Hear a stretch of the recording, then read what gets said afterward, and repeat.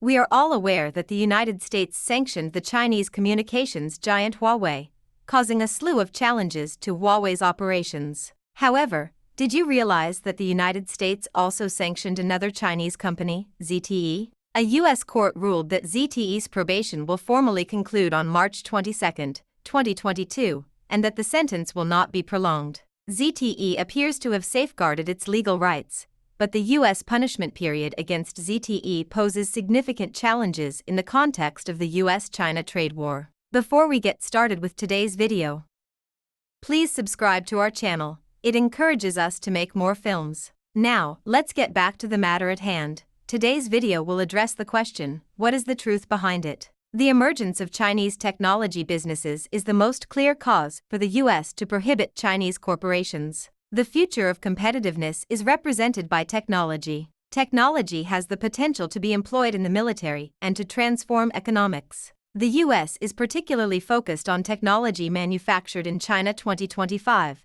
which put the U.S. government under pressure and caused them to blacklist Chinese enterprises. As a result of the pressure, the U.S. government imposed penalties on Chinese technology businesses. The trade war is just a pretext. What the U.S. government is pointing to is the competitive advantage that China may gain in the technology sector. The ZTE trial is part of this round of U.S. sanctions against Chinese high-tech companies.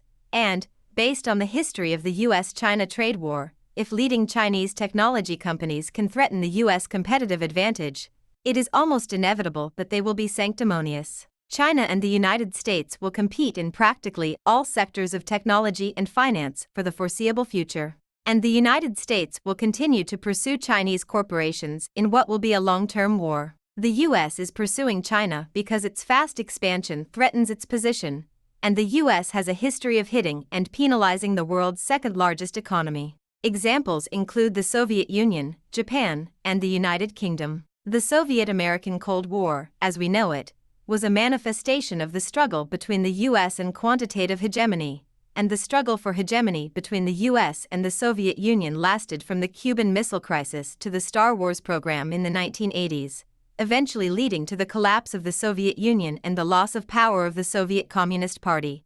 So what have Chinese companies learned from this long-running trade struggle? Imagine what Chinese firms have done in the face of trade battles. Many Chinese technology businesses did, in fact, implement certain countermeasures, and to some extent, Chinese companies were able to withstand and cling on to the impacts of the sanctions, but the many constraints put by the U.S. on Chinese companies' growth did wake them up.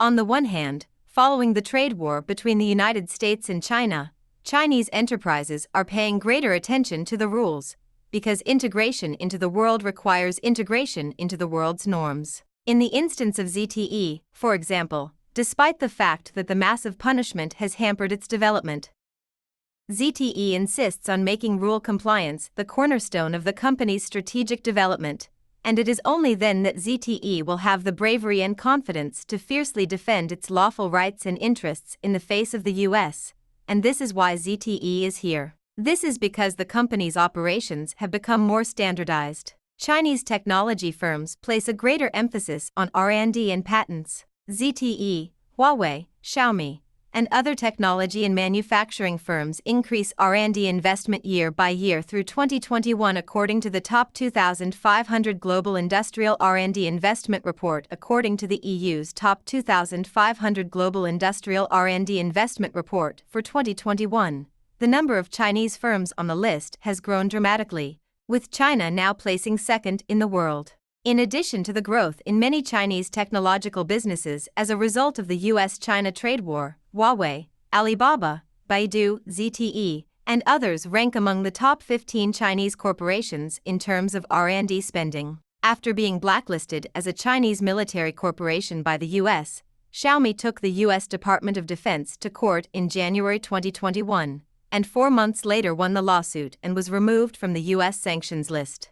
Huawei sued the United States in 2019 for allegedly breaking the law's due process principles and for allegedly violating the law in 2020. In the backdrop of the U.S.-China trade war, Chinese technology companies' strong response is growing into a strategic step to combat the U.S. government's legal safeguards. Chinese technology firms are actively fighting the trade war. So, What should China do now that diplomatic ties have been established and bilateral economic deals have been signed between China and the United States? Trade between the two nations rose fast in 1979, but there was persistent tension. The United States wants the same outcomes it did in the past to defeat Britain and Germany and restrain Japan, so China should be vigilant in the face of the United States trade war. First, China must recognize that globalization remains the norm and that China cannot disconnect itself from the world, but must instead take the initiative to integrate into the world and engage in global commerce.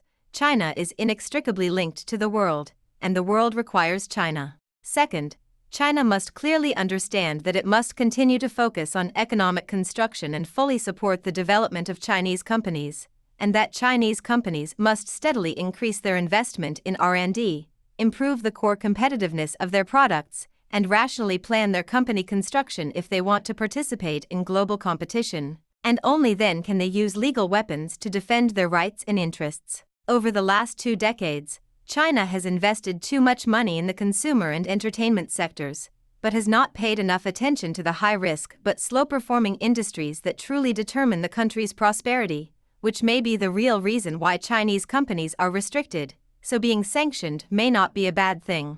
At least Chinese companies have begun to wake up and the government is attempting to support the development of high-tech industries. That's all for today.